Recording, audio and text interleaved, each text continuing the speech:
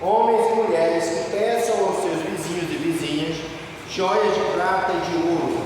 E o Senhor fez com que os egípcios respeitassem os israelitas. De fato, os funcionários do rei e todo o povo consideravam Moisés um grande homem. Então Moisés disse ao rei: o Senhor Deus diz: perto da meia-noite eu vou passar pelo Egito, e no país inteiro morrerá o filho mais velho de cada família. Quem é o filho mais velho aí? É o Amorim ou é tu? O Apolo. É isso. É o filho mais velho que diz aqui, que vai morrer. Não, mas é o filho homem. É o homem mesmo. É o homem. É o homem mesmo.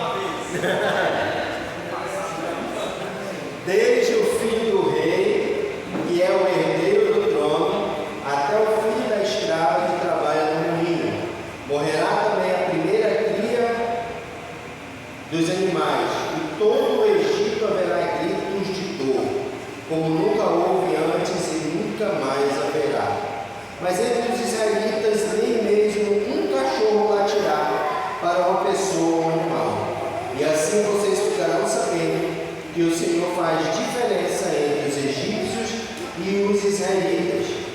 E Moisés continuou: então todos estes seus funcionários virão me procurar e se ajoelharão diante de mim, pedindo que eu vá embora e leve todo o meu povo. Depois disso eu sairei. Moisés saiu muito zangado da presença do rei. Então o Senhor Deus disse a Moisés: o rei não vai dar atenção a vocês para que eu possa fazer coisas espantosas no Egito. Mas Moisés e Arão fizeram todas essas coisas espantosas diante do rei do Egito. Porém o Senhor fez com que o rei continuasse teimando, e este não deixou que os israelitas saíssem do país. Diga graças a Deus, tome o seu Graças assento. a Deus. Vou ligar aquele jogador bem. Aleluia. Vamos ao breve contexto. Olha, está bonito aqui, essa aula aqui já está toda cheia. Vamos trabalhar para a gente encher ela na área. Isso aqui é da direita ou da esquerda? Isso, da esquerda. Agora está para a direita. Para a direita. Ah, da minha direita, é. Então tá certo, tá certo. Tá certo. Vamos ao contexto dessa passagem, para que a gente possa entender a questão do sangue. O sangue fala de legitimidade. O sangue, ele também fala de vida. O sustento do nosso corpo, da nossa vida, está no sangue. Por isso que nós precisamos de transfusão de sangue quando tem um trauma, tem que fazer hemodiálise quando tem um problema de saúde. O sangue é a vida que corre dentro das nossas veias. É o sangue que leva todo o nutriente do nosso corpo.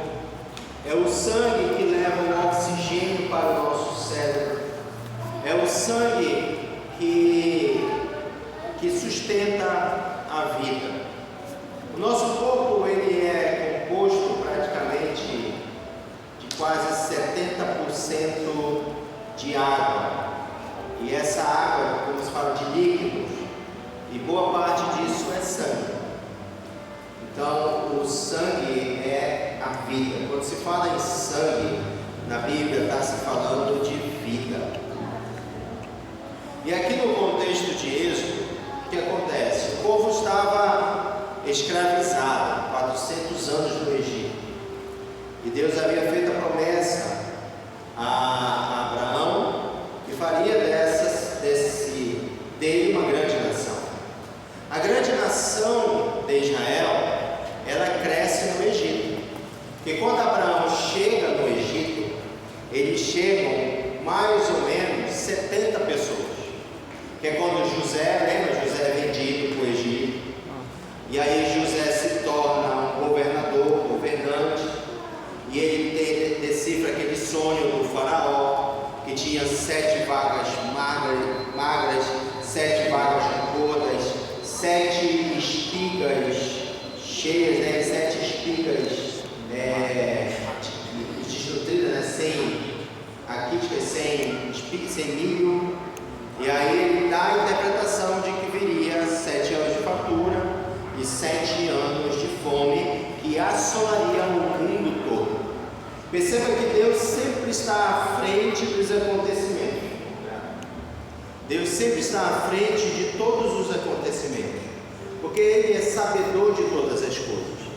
Então a primeira coisa que a gente aprende com Deus nessa passagem de José, e nós precisamos confiar nisso, que mesmo que venha alguma calamidade, alguma falta, alguma situação catastrófica no mundo, Deus já está à frente e Ele já preparou uma situação, um escape, uma proteção, uma guarda para o seu povo. Então Deus já está lá na frente. Enquanto nós estamos aqui atrás, vendo as coisas acontecerem, a gente está vendo o que está acontecendo no Brasil. Estão querendo calar algumas vozes que têm lutado pelo Brasil, calar, por exemplo, Marcos Feliciano, que Deus o colocou lá como no Senado, não sei se ele é senador, se ele é deputado federal, para ser uma voz para o povo evangélico. Deus colocou Nicolas Ferreira lá como uma grande voz para proteger e para falar pelo povo. Deus levantou o Silas Malafaia, que tem toda aquela loucura dele, tem jeito de falar, mas é um homem que Deus o colocou ali, e ele tem coragem para falar, para encarar. Inclusive está até preso pela Polícia Federal. Então, Deus levanta esses homens para no momento de calamidade eles ser uma voz. Assim como Moisés foi uma voz de libertação para o povo lá no Egito. Você percebe que quando Moisés vai falar com o faraó, por 10 vezes Moisés vai lá e olha, você tem que libertar o meu povo. Liberta o meu povo ir adorar o Senhor. O que Moisés estava pedindo era o povo sair e apresentar o sacrifício e fazer a adoração. Mas Faraó, por 10 vezes, não permitiu que o povo saísse daquela situação de escravidão, daquela situação de servidão, de morar em um lugar que não era deles, deles construírem algo que não era deles. Eles estavam construindo o Egito, e tudo que eles construíram no Egito não era deles.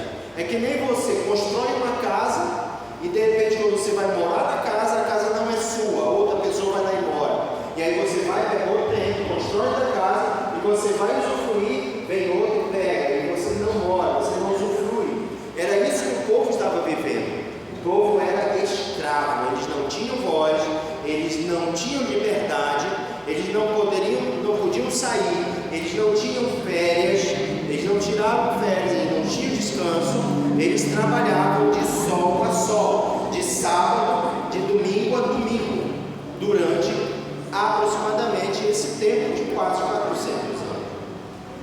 E Deus levanta Moisés, perceba que Deus prepara Moisés ainda quando criança, e o prepara para esse tempo, para enfrentar Faraó. E não era qualquer um que podia enfrentar Faraó. Faraó tinha autoridade. Se Moisés chegasse lá, não, quem é esse Moisés? Não, pode mandar prender, pode mandar matar. Esse aqui não pode, porque Faraó, ele se considerava um deus no Egito. Não era qualquer pessoa que podia chegar diante de Faraó e falar com ele. Mas Deus deu essa autoridade para Moisés de ir lá de frente a frente e enfrentar um homem que se considerava um deus, que ele tinha poder para mandar matar, tinha poder para mandar prender, tinha poder para mandar expulsar do país. Então Moisés, ele vai com essa ousadia, cheio do Espírito Santo de Deus, para enfrentar um tirano, enfrentar um homem que estava escravizando o seu povo. É muito parecido com o que nós vivemos hoje aqui um pouco no Brasil, de uma meia escravidão, de alguns tiranos, alguns homens que querem comandar o Brasil. Mas Deus sempre, em todo o tempo, levanta homens e mulheres com voz de autoridade para enfrentar esse tipo de situação. Então, na última praga, a gente viu várias pragas. A gente viu o mar se tornando em sangue, gafanhotos, doenças, piolho, né? Piolho, praga de piolho.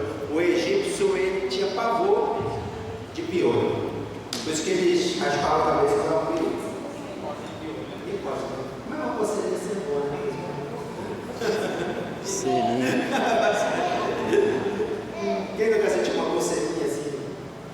Até gente, às vezes, quando os meninos, né, chegaram a assistir, chega assim, né, na escola. Já viu lá no interior do Maranhão? Eu vi agora, recente. A mãe bota o menino lá na porta de casa, né? Senta de tardezinha, senta na porta de casa, pega o menino, vem aqui, meus filhos, vem aqui.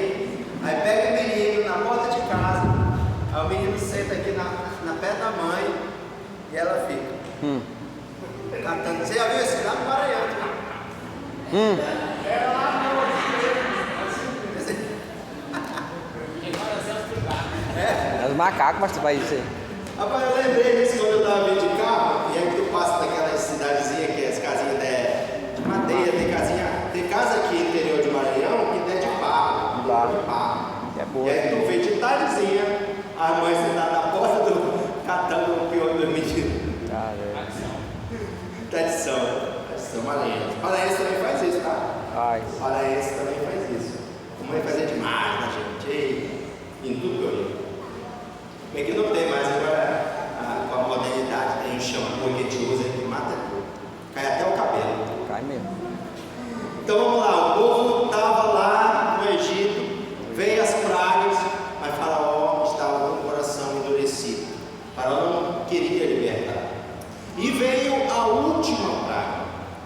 E essa praga trouxe dor. Essa praga trouxe sofrimento para o Egito, que foi o que Moisés disse ao povo. E foi quando o rei deu atenção devida para Moisés, que é o capítulo 12. O Senhor Deus falou, o que Deus? Deus chama Moisés e diz assim: Moisés, essa será a última praga. Ele falou assim: olha, vai com os vizinhos, pede lá ouro, prata, que eles vão dar para vocês. Vocês não vão sair de mãos vazias. Mas também, cada família, vocês vão pegar um cabrito. Vocês vão, diz aqui, ó, o Senhor Deus falou com Moisés e Arão ao Egito e disse: este mês será para vocês o primeiro mês do ano. Diga a todo o povo israelita o seguinte: no dia 10 deste mês, cada pai de família escolherá um carneirinho ou um cabrito para a sua família, isto é, um animal para cada casa. Se a família for pequena demais para comer o animal inteiro, então o dono da casa e o seu vizinho mais próximo o comerão juntos, repartido de acordo com o número de pessoas e a quantidade que cada um puder comer. O animal deverá ser um carneirinho ou um cabrito sem defeito de um ano.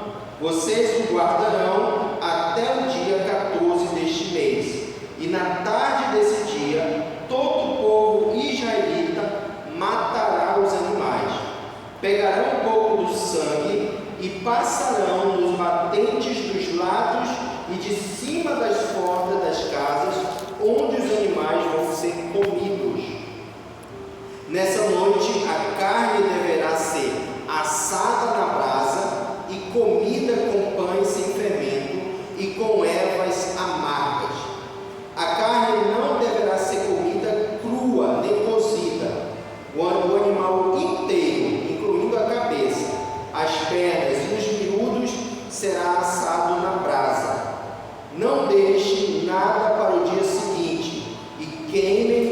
que sobraram, já vestidos, calçados e segurando o bastão, comam depressa o animal. Esta é a Páscoa de Deus, o Senhor. Aqui começa a festa da Páscoa. O nome Páscoa significa passagem, Pessah, que é passagem, mudança de destino, ou reinício, recomeço, início de uma nova vida, passagem de um estado de calamidade, de um estado de escravidão, de um estado de perdição para um estado de salvação.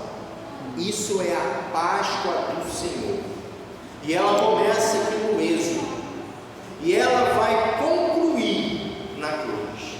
Essa Páscoa. Nessa noite eu passarei pela terra do Egito. O Senhor está falando para Moisés. E matarei todos os primeiros filhos, todos das pessoas, tanto das pessoas como dos animais. E castigarei todos os deuses do Egito. Eu sou o Senhor.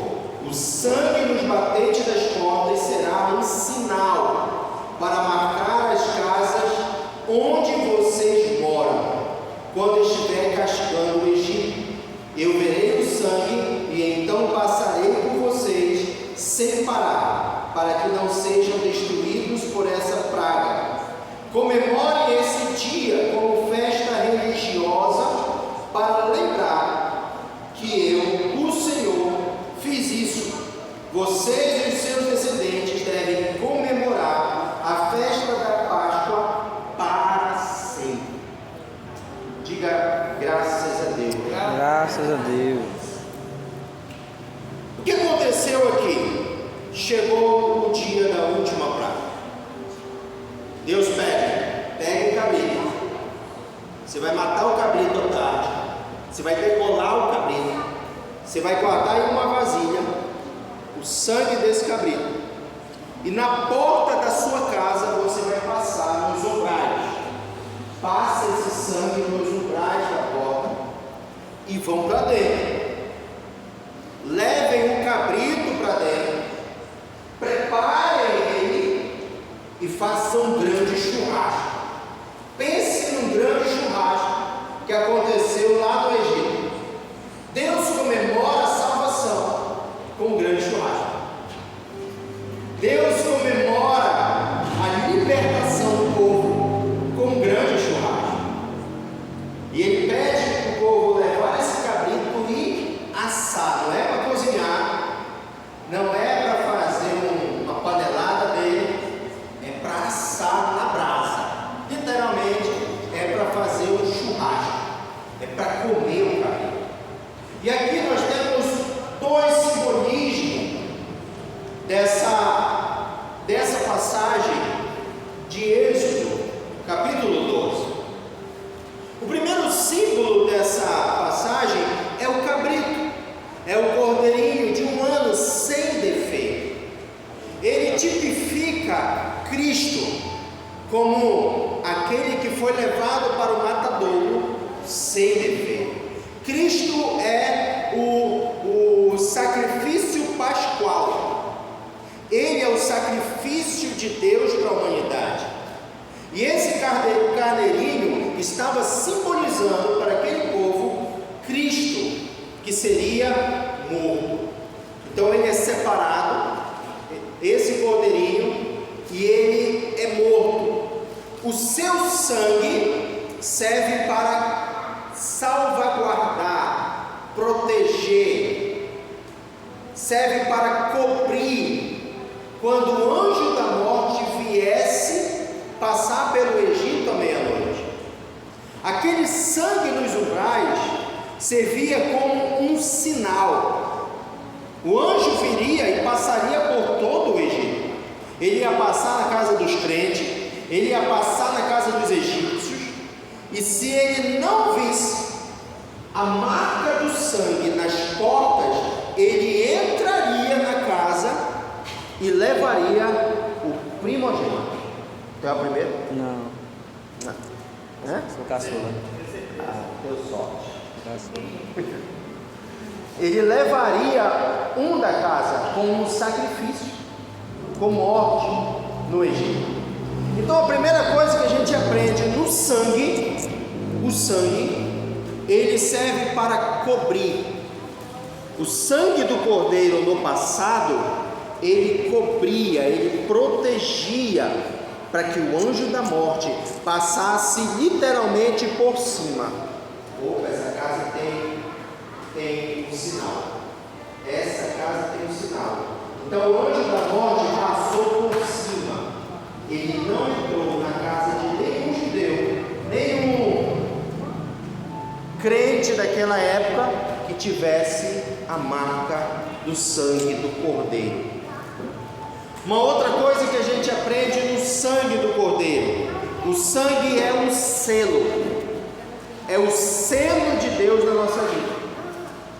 Somente aqueles que são selados pelo sangue do cordeiro, pelo sangue de Cristo, esses estão guardados, estão protegidos quando o anjo da morte vir passar mais uma vez nessa terra. E dessa vez não vai ser o anjo da morte, mas vai ser o próprio Cristo. A Bíblia diz lá em Apocalipse que vai ser dada ordem aos anjos para vir ceifar a terra. E quem não for pego, quem não for visto com o selo do cordeiro, ele vai vir e vai esmagar como uva, como aquele que pisa no lagar. Você sabe o que é lagar? Lagar antigamente era tipo um tanque grande que jogava as uvas lá em cima, tinha tipo um giralzinho, a pessoa se segurava aqui e era literalmente, as uvas eram pisadas, o dia todinho pisando uva, pisada para que aí o suco da uva escorria e eles coletavam o sangue da videira. Era assim que era feito, extraído o suco da videira no lagar. E a Bíblia fala que o anjo vai vir para ceifar e ele vai pisar, ele vai esmagar aqueles que não são selados pelo sangue do cordeiro. O sangue também fala de proteção. Lembra que foi passado nos umbrais das portas e eles entraram para dentro da casa? Então eles estão dentro, eles estão protegidos. O anjo da morte está passando lá fora, mas aqui dentro eu tenho proteção. Isso significa que quando eu estou em Cristo, eu estou guardado, eu estou protegido pelo seu sangue. A morte que está operando lá fora, e essa morte não é a morte física, mas é a morte espiritual, é a segunda morte, não é a morte da carne. A carne volta para o pó, mas a alma e o espírito não. Então essa morte, essa proteção é da segunda morte. Então quando eu estou em Cristo, eu estou guardado, eu estou protegido. E a Bíblia chama no Novo Testamento de estar em Cristo, em proteção. Esse é um dos simbolismos da proteção do sangue. Aleluia. Vem aqui, Luiz Felipe, tu vai descer de novo. O Luiz Felipe, sobe ali. Cordeiro. É o crente, ele aqui é o anjo da morte. Esse anjo agora.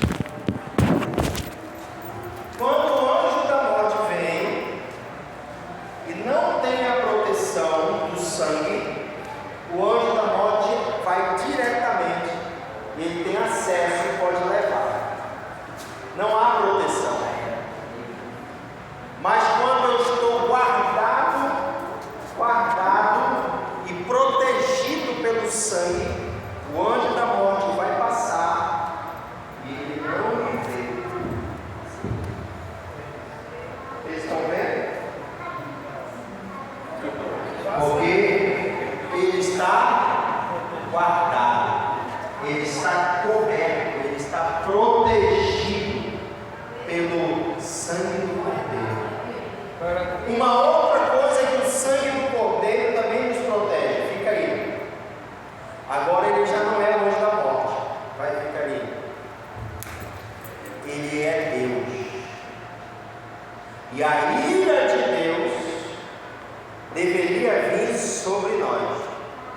Quando o homem pecou, ele se separou de Deus.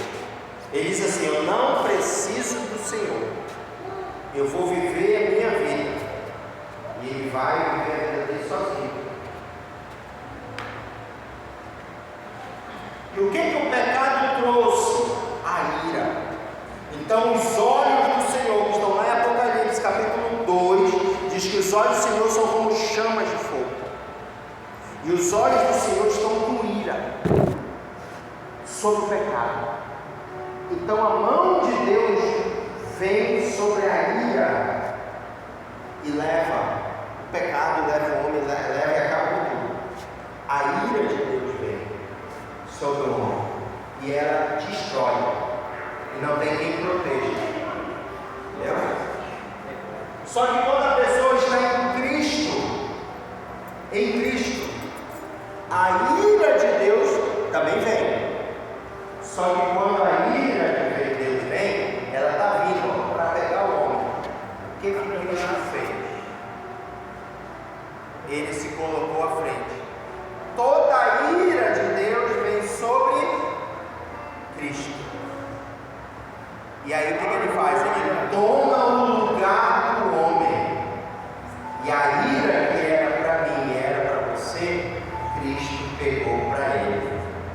E pelo sangue do Cordeiro, Deus, o que deu? Olha, é o Deus falando com Deus. É o Deus espiritual com o Deus encarnado, dizendo assim: eu pago o preço por ele. Eu pago o preço de resgate, de salvação por eles. E eu dou meu sangue como oferta ao Senhor. E como ele é perfeito, não tem pecado, esse sangue foi aceito.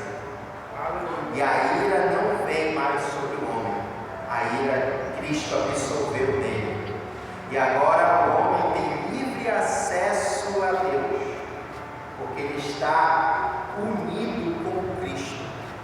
E a reconciliação, Cristo reconcilia o homem com Deus. É isso que é a morte de Jesus. De uma forma simples, didática, sem enrolação. Cristo reconciliou o homem com ele mesmo. É como se ele tivesse dito assim: o Adão foi embora do jardim, porque pecou. Ele foi embora, o Adão. Foi embora. E é Deus buscando o Adão de volta e trazendo reconciliação com Deus. Esse é o sangue de Jesus que nos cobre da ira de Deus. Você sabe que anjo era esse no Egito? Era o anjo da ira de Deus. Era o próprio Deus, pela sua ira sendo derramada sobre aquele mundo. A outra tipologia que a gente vê nesta passagem da Páscoa é o cordeiro sendo assado. Nós já falamos do sangue, mas tem um cordeiro que está aqui dentro e ele está sendo assado. O que se representa o cordeiro? É o corpo de Cristo. É o corpo de Cristo sendo dilacerado. O que ele disse? Comam tudo. Comam tudo. Pega a pata, tira, come, faz aquele assado. Aquilo estava simbolizando, naquele momento, o corpo de Cristo sendo dilacerado, enquanto ele estava com a cruz nas costas e recebendo chicotadas. Bota uma imagem de Cristo sendo arrastado, com seu sangue derramado, a sua carne sendo rasgada. Aqueles chicotes que ele estava recebendo as chicotadas, tinha pontas de osso na ponta, e quando pegava nas costas, ela entrava e saía rasgando, cara, saindo rasgando, dilacerando, acabando com tudo. Então lá no Egito, Deus já estava falando para aquele povo que viriam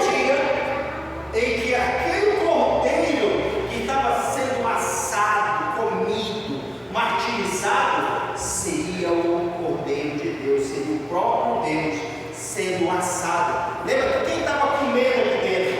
Eram os próprios israelitas, né? Eram os próprios judeus. Eles achavam, presbítero Amorim, que eles estavam fazendo um churrasco.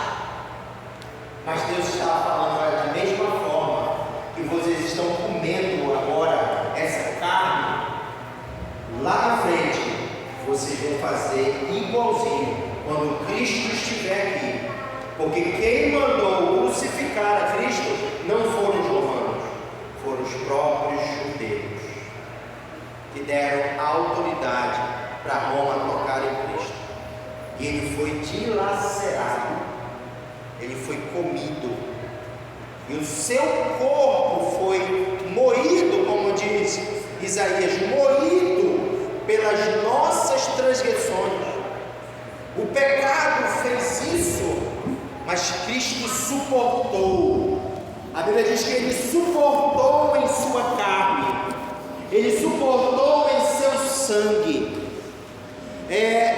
Deus, ele aprovou aquela situação, porque percebeu que Cristo era perfeito para livrar a humanidade do pecado.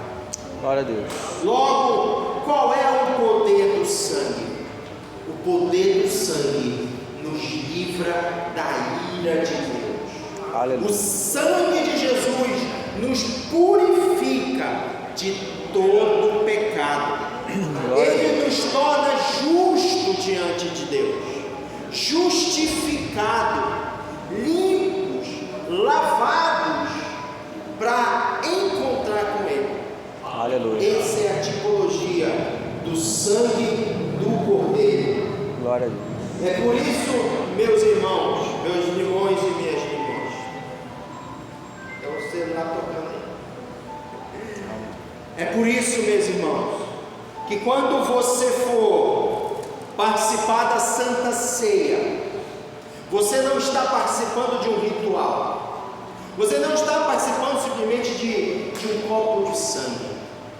Você está dizendo ao mundo espiritual, você está dizendo ao inferno, aos demônios e aos anjos, que você tem uma aliança de sangue com Deus. Fazer isto em memória de mim, todas as vezes que beberdes do meu sangue. Eu estou dizendo, eu estou declarando que eu tenho uma aliança, que eu fui salvo por aquele sangue. Aquele sangue não foi derramado em vão. Aquele sangue não foi ali simplesmente jogado ao chão de qualquer jeito, não. Ele me trouxe redenção, ele me trouxe salvação, ele me trouxe esperança, ele me trouxe reconciliação com Deus. Irmão, você não pode perder nenhuma Santa Ceia. Porque também quando você come do pão, você está comendo da carne do Cordeiro. A Bíblia diz aqui, olha, vocês vão comer, comam tudo, para que este alimento seja de forças para vocês, de sustento para vocês, porque amanhã de manhã, quando o dia amanhecer, vocês vão ter que sair correndo do Egito, e rápido. Então, quando nós participamos da Santa Ceia e nos alimentamos do pão, Deus injeta em nós uma força espiritual, em nosso espírito, para que a gente tenha forças para continuar caminhando, para a gente sair desse Egito, para a gente sair do mundo. Não podemos deixar de cear, não podemos deixar de participar do sangue do Cordeiro, que é a reconciliação, e do pão, que é a força espiritual que nós precisamos para sobreviver nesse mundo. É por isso que o apóstolo Paulo diz que há muitos doentes entre vós, não doentes da carne, não doentes do físico, mas doentes da alma, doentes do espírito, pensando em deixar a igreja, pensando em abandonar, se deixando levar pelas circunstâncias, pelas tribulações da vida.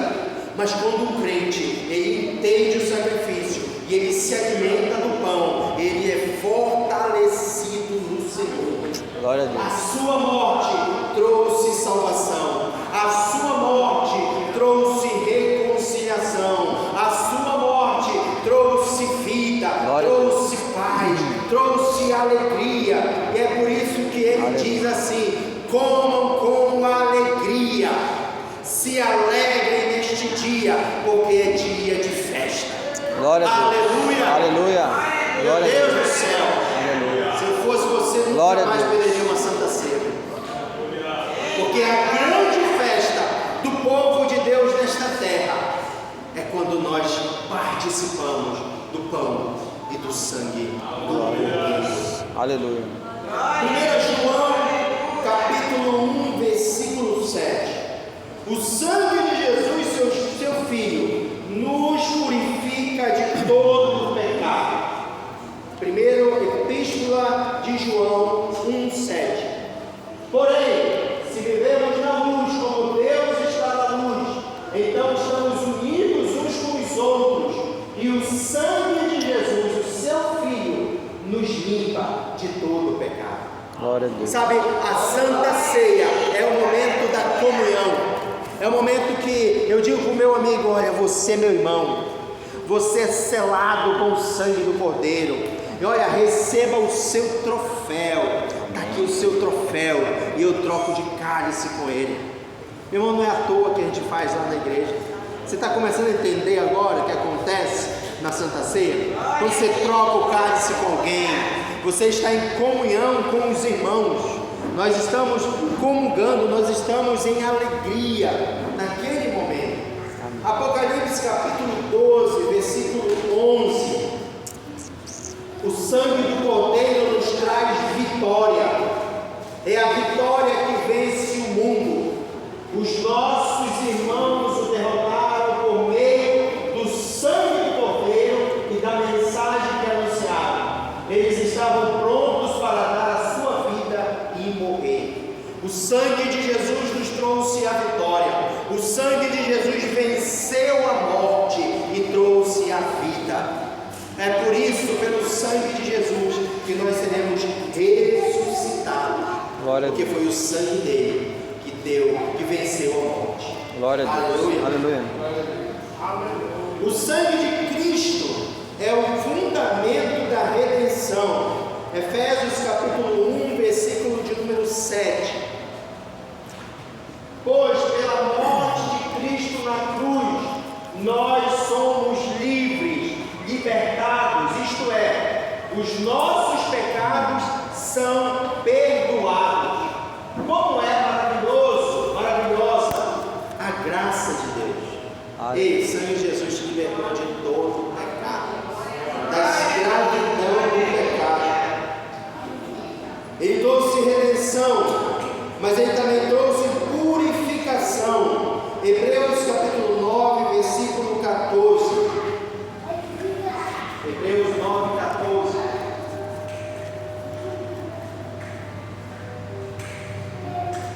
Redenção, purificação.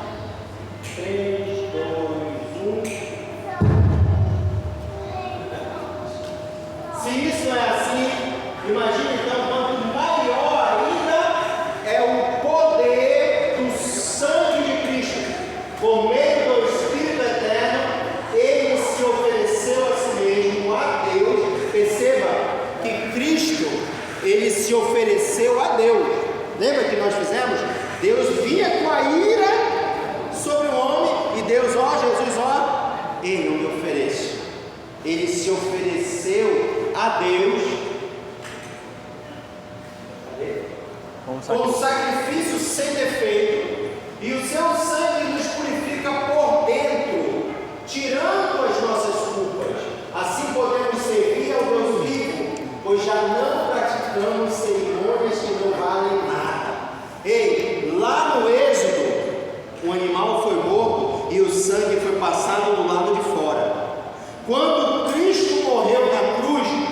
sangue de Cristo foi passado dentro de nós. Glória a Deus. Ei, quando você bebe do suco da videira, você está botando o quê? Lá dentro. Aleluia. Tipologicamente, quando aquele suco desce, como se o sangue de Jesus entrasse, se misturasse com o teu sangue e ele corresse dentro das tuas veias.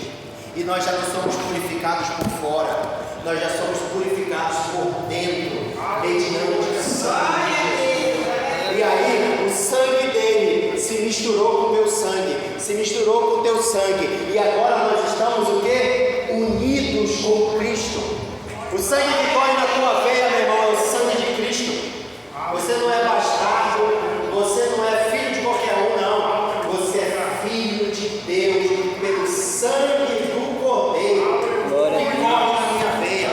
Quando vier alguma acusação do diabo contra você, se você errou, se você pecou, no momento seguinte, meu irmão, dobra o teu joelho e diga assim: olha, Senhor, me perdoe, Pai, eu errei, eu não deveria ter feito isso, Senhor, mas em nome de Jesus, Pai, eu sei que o teu sangue me purifica de todo o pecado e nenhuma acusação há para aqueles que estão em Cristo. Então, diabo, você não pode me acusar, diabo, você está vencido, porque o sangue de Jesus corre nas minhas veias. Amém. Glória a Deus. E aí, é assim que nós vencemos o pecado. Glória a Deus. Aleluia. Aleluia.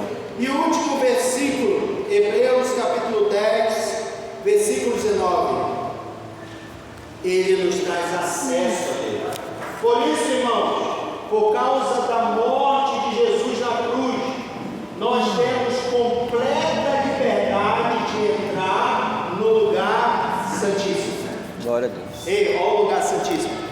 Átrio, lembra? Antigo Testamento? Átrio, lugar santo, santíssimo lugar, que só entrava o sumo sacerdote. Quando Cristo morreu, o véu foi rasgado, ele abriu o acesso e agora você tem acesso a Deus. Glória a Deus. Deus está lá dentro. Está lá dentro do Santo dos Santos. Ele está de braços abertos. Só o sumo sacerdote podia ir lá. Mas agora